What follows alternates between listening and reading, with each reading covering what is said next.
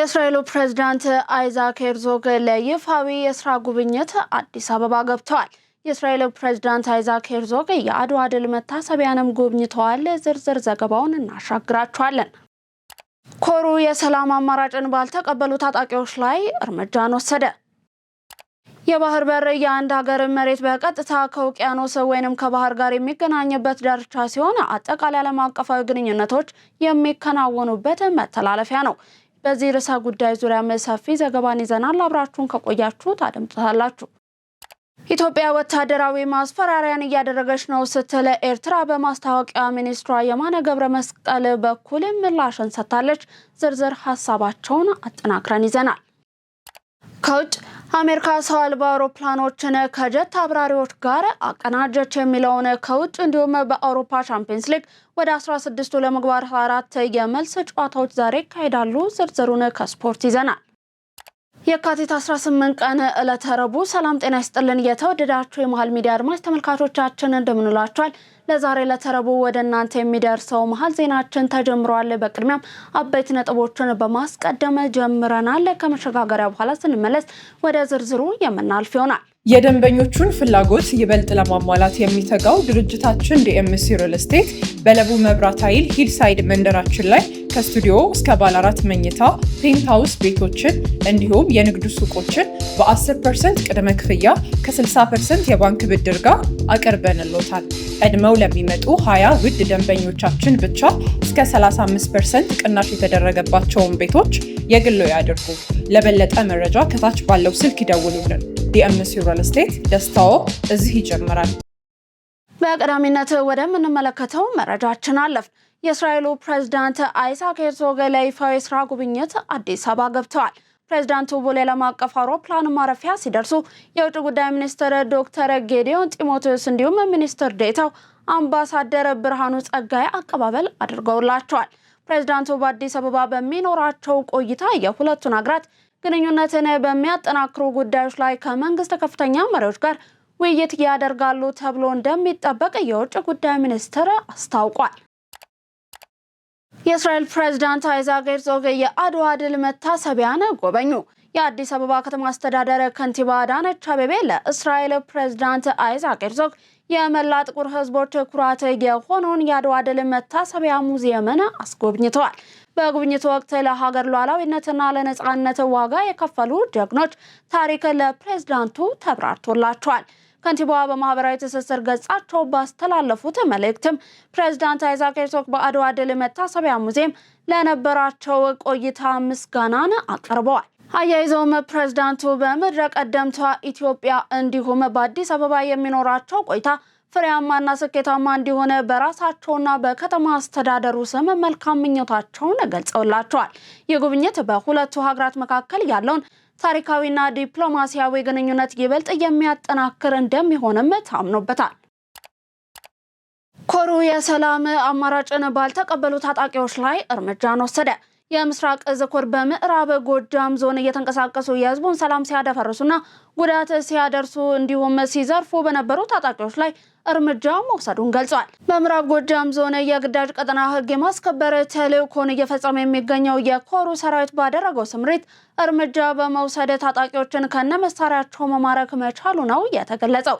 ከ2 ዓመታት በላይ ተላልፎ ህዝብን ሲበድል የነበረው አድኖ አብርሃም እንደተናገረው ቡድኑ ከመንግስት ተቋማት እንዲሁም ከድርጅቶች ሀብት ከመዝረፍና ከማውደም ባሻገር ህብረተሰቡ ገንዘብ እንዲያዋጣ ያስገድዱ ነበር ሲል ተናግሯል። ዘገባው የኮሩ የሰራዊት ስነ ልቦና ግንባታ ነው። የባህር በር የአንድን ሀገር መሬት በቀጥታ ከውቅያኖስ ወይንም ከባህር ጋር የሚያገናኝበት ዳርቻ ሲሆን አጠቃላይ ዓለም አቀፋዊ ግንኙነቶችም የሚከናወኑበት መተላለፊያ ነው። የባህር በር ከንግድና ከሌሎች የኢኮኖሚ ፋይዳዎች ባሻገር የዓለም አቀፋዊ ወዳጅነትና ትስስር ቀጥታ ተሳታፊና ተጠቃሚ በማድረግ ጸጥታንና አስተማማኝ ደህንነትን ለማስጠበቅ ጉልህ እንደሆነም ይገለጻል። ዝርዝር ዘገባው እንደሚከተለው ይቀርባል። ስለዚህም ነው የባህር በር የህልውና ጉዳይ ተደርጎ የሚወሰደውና የባህር በር አልባ ሀገር መሆን እንደ ከባድ ችግር የሚታየው። የባህር በር የሌላቸው ሀገራት ከሚጋፈጧቸው በርካታ ችግሮች መካከል የሸቀጦች የምልልስ ጊዜ ከፍተኛ ወጪን የሚጠይቅ ከመሆኑ ጋር በተያያዘ የዓለም አቀፍ ንግድ ላይ አሉታዊ ተጽዕኖን ያሳድራል። በዚህ ሳቢያም የባህር በር የሌላቸው ሀገራት በትራንስፖርትና በማሪታይም ንግድ በጎረቤት ሀገራት ላይ ጥገኛ ይሆናሉ። ይህም ለወደብ ኪራይ ከፍተኛ ወጪ እንዲያወጡ ስለሚያስገድድ በኢኮኖሚ እድገት ላይ ተጽዕኖ ይጎላል። ጥገኝነቱ ለጂኦፖለቲካዊ ውጥረትና አለመረጋጋት የማጋለጥ እድሉም የሰፋ ነው። በአንዱ ሀገር የሚነሳው የፖለቲካ ትኩሳት ወይንም የፖለቲካ አለመረጋጋት በተለይም የባህር በር የሌለውን ሀገር ሳይወድ በግድ ሰለባ የማድረግ ወይንም ተጽዕኖ የመፍጠር እድሉም ሰፊ ነው። ከባህር በር ተነጥላ የማታውቀው ኢትዮጵያ ከኤርትራ መገንጠል በኋላ ለዘመናት የባህር በር አልባ ሀገር የመሆን ክስተት በማስተናገዷ ከላይ በጥቂቱ የጠቀስናቸውን ችግሮች ስትጋፈጥ ቆይታ ዛሬ ላይ ደርሳለች። ኢትዮጵያ የባህር በር ያጣችበት መንገድ ሁሌም ህዝቡን ሲቆጨውና ሲያንገበግበው የቆየ ጉዳይ ሲሆን በጥቂት ግለሰቦች ይሁንታ የተቸረ ሀገርን ግብ አድርጎ የቆየ ሴራም ነው። ይህ ሁኔታ ውስጥ ለውስጥ ሲብላላ የቆየው የባህር በር የማግኘት ፍላጎት ከሃዲ ያወጣ የትውልድ ጥያቄ እንዲሆን አድርጓል። ጠቅላይ ሚኒስትር ዶክተር አብይ አህመድ የኢትዮጵያን የባህር በር ጥያቄ ይፋ በማድረግ ትውልዱ በውስጡ ይዞት የኖረውን ቁጭት ግልጽ እንዲወጣ አድርገዋል። ጠቅላይ ሚኒስትሩ በቅርቡ 65ኛ ዓመቱን ባከበረ ልዩ ዘመቻዎች ክብረ በዓል ላይ ባደረጉት ንግግርም ኢትዮጵያ ከታች ከሶማሌ ጫፍ እስከ ምጽዋ ጫፍ የሚያጋጥሙ የሽብርተኝነት እንቅስቃሴዎችን ለመክታት የሚችልና ለቀጠናዊ ሰላም የሚሰራ ተቋም እየገነባች መሆኑን ገልጸዋል። ጠቅላይ ሚኒስትሩ በንግግራቸው አክለው እንደገለጹት ኢትዮጵያ ከራሷ አልፋ ለጎረቤት ሀገራት ሰላም ብሎም ለአፍሪካ ብልጽግና የሚሰራ ተቋም እየገነባች መሆኑን ጠቁመው የኢትዮጵያ የባህር በር ጥያቄ ምላሽ ማግኘት ጠቀሜታው ለጎረቤት ሀገራትና ለሌሎችም መሆኑን በግልጽ አስቀምጠዋል።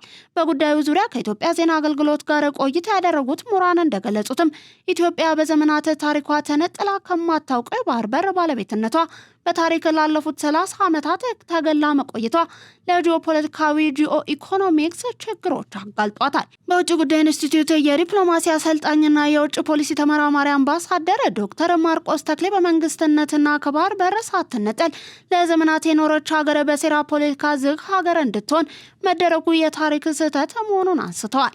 የዓለም ሀገራት በተለያየ ምክንያት ከባህር በር እንዳይገለሉ የሚያስቀምጡት ህጎች ቢኖሩም የኢትዮጵያ በቅርብ ርቀት ከዓለም ጋር በቀጥታ እንዳትገናኝ የባህር በር አልባ ሀገር እንድትሆን መደረጉ ተቀባይነት የሌለውና በትውልዱ ዘንድ ምላሽ አጥቶ የተቀመጠ ጥያቄ ነው ብለዋል። ኢትዮጵያ ወታደራዊ ማስፈራሪያን እያደረገች ነው ስትል ኤርትራ በማስታወቂያ ሚኒስትሯ የማነ ገብረ መስቀል በኩል ምላሽን ሰጥታለች። ከቀናት በፊት በሐዋሳ ከተማ ጠቅላይ ሚኒስትር ዶክተር አብይ አህመድ የጦር ኃይሎች ጠቅላይ ኤታማዦር ሹም ፊልድ ማርሻል ብርሃኑ ጁላ ከፍተኛ ወታደራዊ መኮንኖች እንዲሁም የፌዴራልና የክልል የስራ ኃላፊዎች በተገኙበት የልዩ ዘመቻዎች 65ኛ ዓመት የምስረታ በዓል መከበሩ ይታወሳል።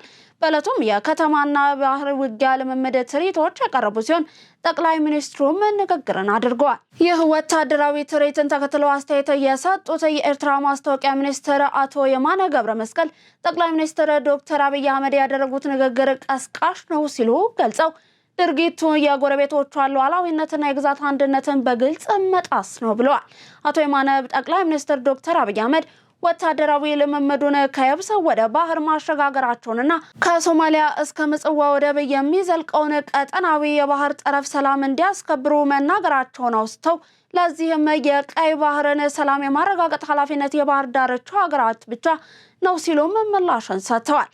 የጠቅላይ ሚኒስትሩ ንግግር ከ2 ዓመት በፊት የኦሮሚያው ክልል ፕሬዝዳንት አቶ ሽመልስ አብዲሳ የሚቀጥለውን ዓመት ኢሬቻን አሰብ ላይ እናከብራለን ካሉት ንግግር ጋር ተመሳሳይ መሆኑን የጠቀሱት ባለስልጣኑ ኢትዮጵያ በጎረቤቶቿ ላይ ወታደራዊ ማስፈራሪያን እያደረገች ነው ሲሉ ወንጅለዋል።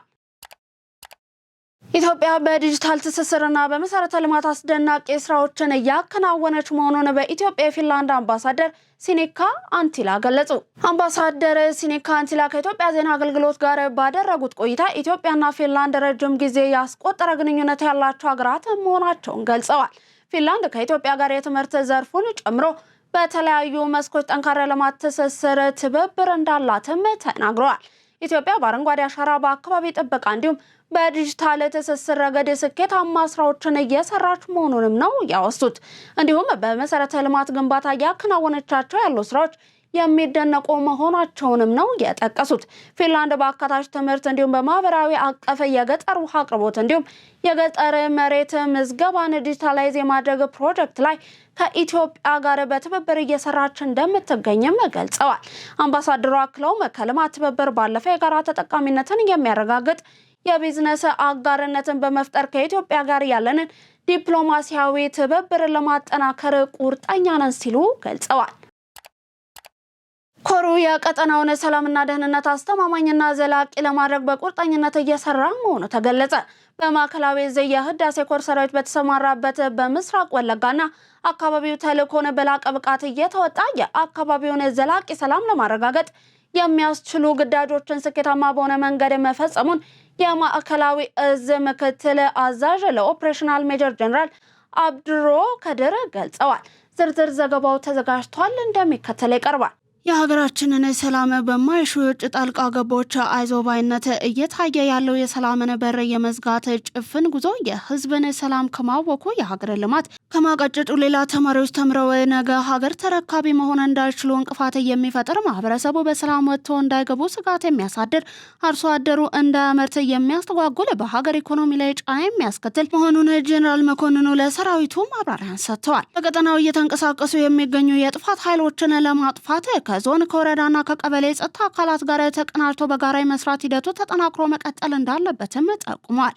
ጄኔራል መኮንኑ አክለው እዙ በአሁኑ ሰዓት በተሰማራባቸው ቀጠናዎች እየተንቀሳቀሱ የሚገኙ የጥፋት ቡድኖችን እንቅስቃሴ ትርጉም ወደማይሰጥ ደረጃ መሸጋገሩን ተናግረዋል። የታሪካዊ ጠላቶቻችን ተጽዕኖ መቋቋም የሚቻለው ሀገራዊ አንድነትን በመፍጠር ብሎም የኢትዮጵያን ሀገረ መንግስት በማጽናትና የውስጥ ችግሮችን ተነጋግሮ በጋራ መፍታት ሲቻል ነው ያሉት በማዕከላዊ ዕዝ የህዳሴ ኮር ዋና አዛዥ ብርጋዴር ጀነራል አስናቀ አይተነው ናቸው። የኮሩ ሰራዊት ቀን ከሌት በሚያወጣው ግዳጅና በሚከፍለው መስዋዕትነት ህዝቡ ተረጋግቶ የልማት ስራዎችን እንዲያከናውን ማስቻሉን የተናገሩት አዛዡ ሰራዊቱ ፍላጎት እንኳን ሳያርፍ እየሰራ እንደሚገኝ ገልጸውም የአካባቢውን የጸጥታ መዋቅር ለማጠናከር ከምንጊዜውም በላይ ትኩረት ተሰጥቶ በቀጣይነት እንደሚሰራ ነው ያረጋገጡት። አዳዲስ ፖሊሲዎችንና ስትራቴጂዎችን ተግባራዊ በማድረግ በሀገሪቱ የእንስሳትና ዓሳ ሀብት ልማት ላይ ከፍተኛ ምርታ መመዝገቡን ግብርና ሚኒስቴር ገለጸ። የተገኘውን ውጤት ወደ ላቀ ደረጃ ለማሸጋገርም የባለድርሻ አካላት ቅንጅት ወሳኝ መሆኑ ነው የተጠቆመው። ግብርና ሚኒስቴር ሀገር አቀፍ የእንስሳት እንዲሁም ዓሳ ሀብት ኤክስቴንሽን የባለድርሻ አካላት የምክክር መድረክን ያካሄደ ይገኛል። በዚህ ወቅት የግብርና ሚኒስትር ዴኤታው ዶክተር ፍቅሩ ረጋሳ እንደገለጹት በኢትዮጵያ ባለፉት ጥቂት ዓመታት የእንስሳት ልማት ትልቅ ምርታን አሳይቷል። አዳዲስ ፖሊሲዎችንና ስትራቴጂዎችን በመተግበር በእንስሳት እንዲሁም ዓሳ ሀብት ላይ አመርቂ ውጤቶች ተመዝግበዋል ብለዋል። የእንስሳት ሀብት ልማት ቀደም ሲል በስትራቴጂ ደረጃ ተዘንግቶ የቆየ ቢሆንም እንኳን አሁን ግን ራሱን ችሎ እንዲደራጅና ትኩረት እንዲሰጠው መደረጉን ጠቁመዋል። የኤክስቴንሽን ስርዓትን በመተግበር በእንስሳት ጤናና ምርታማነት ላይ እውቀትንና ቴክኖሎጂን ለአርሶ አደሩ በማስተዋወቅና እንዲሁም በማድረግ ለውጥ መምጣቱ ነው የተገለጸው። አርሶ አደሩ እንዲሁም አርብቶ አደሮች በባለሙያ የታገዘ የእንስሳት በሽታን በመከላከል በኩል ውጤታማ መሆናቸውን ጠቅሰዋል። በምርምር የተገኙ ቴክኖሎጂዎችን፣ የዝርያ ማሻሻያ ስራዎችንና የእንስሳት ጤና አጠባበቅ ዘዴዎችን መተግበር ላይ የተጀመሩ ስራዎች ተስፋ ሰጪ እንደሆኑም አስረድተዋል። የተገኙ ውጤቶችን ይበልጥ ለማጠናከር የባለድርሻ አካላት ቅንጅታዊ ስራዎች ተጠናክረው ሊቀጥሉ እንደሚገባም ነው ያስገነዘቡት። በሰባተኛው ጠቅላላ ምርጫ እድሜያቸው ለመምረጥና ለመመረጥ የደረሱ አካል ጉዳተኞች ንቁ ተሳትፎ እንዲያደርጉ እየተሰራ መሆኑን የደቡብ ኢትዮጵያ ክልል አካል ጉዳተኞች ማህበራት ፌዴሬሽን ገለጸ። የፌዴሬሽኑ ፕሬዝዳንት ደነቀ ዳጮ ለኢትዮጵያ ዜና አገልግሎት እንደገለጹት ከሆነ ፌዴሬሽኑ በጠቅላላ ምርጫ እድሜያቸው ለመምረጥና ለመመረጥ የደረሱ አካል ጉዳተኞች ንቁ ተሳትፎ እንዲያደርጉ እየተሰራ ነው። አካል ጉዳተኞች የምርጫ ካርድ ወስደው ድምጻቸውን እንዲሰጡና በታዛቢነት እንዲሳተፉ እንዲሁም እጩ ተመራጭ እንዲሆኑ ግንዛቤ ከመፍጠር ጀምሮ ከምርጫ ቦርድና ሌሎች ባለድርሻ አካላት ጋር በመሆን እየተሰራ መሆኑን ገልጸዋል። የኢትዮጵያ ብሔራዊ ምርጫ ቦርድ ለአካል ጉዳተኞች ምርጫውን አስመልክቶ የግንዛቤ ማስጨበጫ ተግባራት እንዲያከናውን ዝግጅት መደረጉን ጠቅሰዋል። በዞኑ የአካል ጉዳተኞችን ፖለቲካዊ ተሳትፎ ማሳደግ የሚያስችሉ ተግባራትም እየተከናወኑ መሆናቸውን የገለጹት ደግሞ የደቡብ ኦሞ ዞን አካል ጉዳተኞች ማህበራት ፌዴሬሽን ፕሬዝዳንት ህብስት መንከር ናቸው። ለዚህም ከምርጫ ቦርድ ጋር በቅርበት እየሰሩ እንደሚገኙ ጠቁመው በምርጫ አዋጆችና ደንቦች መሰረትም ታዛቢዎችን የመመልመል ስራ መሰራቱን አመልክተዋል። ምርጫው አካታች፣ ሰላማዊ፣ ዲሞክራሲያዊና ፍትሃዊ ሆኖ እንዲካሄድ የበኩላቸውን እንደሚወጡም ነው የጠቀሱት። የጌዲዮ ዞን አካል ጉዳተኞች ማህበራት ፌዴሬሽን ምክትል ፕሬዝዳንት መምህር ተሰማ ወራሬ በበኩላቸው በዘንድሮ ጠቅላላ ምርጫ 7 ታዛቢዎችን ለይተው ማሳወቃቸውን ተናግረዋል። በአማራ ክልል ባለፉት 6 ወራት ከ4 ቢሊዮን ብር በላይ የብድር አቅርቦት በመመቻቸት ከ625 በላይ ለሚሆኑ ዜጎች የስራ ዕድል መፈጠሩን የክልሉ የስራና ክህሎት ቢሮ አስታወቀ። የቢሮ ኃላፊው ዶክተር ስቡ ገበያ ከኢቢሲ ጋር በነበራቸው ቆይታ እንደገለጹት ከሆነ በክልሉ የሚገኙ የተለያዩ ጸጋዎችን መሰረት በማድረግ በርካታ ዜጎች የስራ ዕድል ተጠቃሚ ማድረግ ተችሏል። በዚህም መሰረት በተለያዩ የስራ ዘርፎች ባለፉት 6 ወራት ብቻ ከ625 ሺህ በላይ የሆኑ ዜጎች በቋሚነትና በጊዜያዊነት የስራ ዕድል ተጠቃሚ መሆናቸውን አስረድተዋል። የክልሉ መንግስት የስራ ዕድል ፈጠራን የወቅቱ አንገብጋቢ ጉዳይ በማድረግ በገጠርና በከተማ ትኩረት ሰጥቶ እየሰራ መሆኑን የገለጹት ኃላፊው በተለይም በማኑፋክቸሪንግ፣ በቱሪዝም፣ በአይሲቲ እንዲሁም በከተማና ገጠር ግብርና አገልግሎት እንዲሁም በንግድ ዘርፎች የዜጎችን ክህሎት የገበያ ፍላጎትን መሰረት ያደረገ የስራ ዕድል መፈጠሩን ጠቁመዋል። እየተመለከታችሁ የምትገኙት ከመሃል ሚዲያ ለዛሬ ለተረቦ ወደ እናንተ እንዲደርስ የተዘጋጀውን የቀን መረጃችንን ነው። አሁን ደግሞ ከውጭ ዜና ምንጮች ወደ ያዝናቸው አለፍን። የደንበኞቹን ፍላጎት ይበልጥ ለማሟላት የሚተጋው ድርጅታችን ዲኤምሲ ሪል ስቴት በለቡ መብራት ኃይል ሂልሳይድ መንደራችን ላይ ከስቱዲዮ እስከ ባለ 4 መኝታ ፔንትሃውስ ቤቶችን እንዲሁም የንግድ ሱቆችን በ10% ቅድመ ክፍያ ከ60% የባንክ ብድር ጋር አቅርበንሎታል። ቀድመው ለሚመጡ 20 ውድ ደንበኞቻችን ብቻ እስከ 35% ቅናሽ የተደረገባቸውን ቤቶች የግሎ ያድርጉ። ለበለጠ መረጃ ከታች ባለው ስልክ ይደውሉልን። ዲኤምሲ ሪል ስቴት ደስታው እዚህ ይጀምራል። በመጪው ቅዳሜ ምሽት 6 ፕላኔቶችን በአይናችን ማየት እንደምንችል ተገለጸ። በመጪው ቅዳሜ ምሽት ሜርኩሪ፣ ቬነስ፣ ጁፒተር፣ ሳተርን፣ ዩራኑስ እንዲሁም ኔፕቲዩን በአይናችን በሰማይ ላይ ማየት እንደምንችል ሲገለጽ ሁነቱ ፕላኔታሪ ፔሪድ ተብሎ እንደሚጠራም ባለሙያዎቹ ተናግረዋል። ሜርኩሪ፣ ቬነስ፣ ጁፒተር፣ ሳተርን፣ ዩራኑስ እንዲሁም ኔፕቲዩን ፀሐይ ከጠለቀች ወዲያውኑ የሚታዩ ሲሆን የእይታ ጊዜያቸውም ከ30 እስከ 45 ደቂቃ ይቆያል ተብሏል። ይህ ክስተት የሚፈጠረው ፕላኔቶች በተመሳሳይ ፕሌን ፀሐይን በሚዞሩበት ጊዜ ሲሆን ይህም የተለያዩ ፕላኔቶችን በተመሳሳይ አካባቢ በሰማይ ላይ እንድናይ ያስችለናል ተብሏል። ይታያሉ ተብሎ ከሚጠበቁ ፕላኔቶች ውስጥ ኔፕቲዩን እንዲሁም ዩራኑስ በሙሉ ጨረቃ መኖርና በርቀት የተነሳ በአይናችን ለማየት እንደምንቸገር ሲነገር ሁለቱን ለማየት አጋዥ መሳሪያዎችን መጠቀም ያስፈልጋል ተብሏል። አሜሪካ ሰው አልባ አውሮፕላኖችን ከጀት አብራሪዎች ጋር አቀዳጀች። የአሜሪካ አየር ኃይል ወደፊት የአየር ላይ ውጊያ ዋነኛ አካል ይሆናሉ ተብለው የሚጠበቁትን ሰው አልባ ተዋጊ አውሮፕላኖችን ከሰው ኃይል ጋር የማቀናጀት የሙከራ ሂደት ላይ ከፍተኛ መሻሻል ማሳየቱ ተገልጿል። በቅርቡ በካሊፎርኒያ ኤድዋርድ አየር ኃይል ግርጌ በተካሄደው የበረራ ሙከራ MQ-20 አቬንጀር የተባለው ሰው አልባ አውሮፕላን በሰው ኃይል ከሚመራ ተዋጊ ጀት ጋር በቅንጅት የመብረር አቅሙን አሳይቷል። በሙከራ ወቅት አውሮፕላኑ በሰው ጣልቃ ገብነት ሳይሆን በራሱ የሰው ሰራሽ አስተውሎት እንዲሁም የራስ ገዝ ሶፍትዌር በመታገዝ ውስብስብ የበረራ ትዕዛዞችን በተሳካ ሁኔታ መፈጸሙ ነው የታወቀው። የቴህራን የአብዮታዊ ዘብ አዛዥ ኢራን እስራኤልን እንደምታጠፋት በይፋ ተናገሩ።